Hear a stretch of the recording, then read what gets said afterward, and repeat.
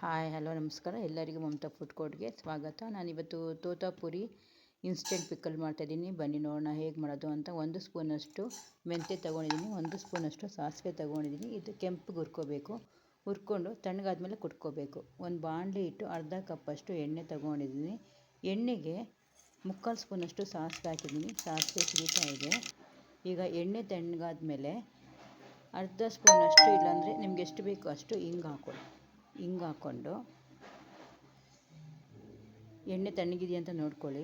ಆಮೇಲೆ ನಾವು 2 ಸ್ಪೂನಷ್ಟು ಖಾರದ ಪುಡಿ ಹಾಕ್ಕೊಳ್ತಾ ಇದ್ದೀನಿ.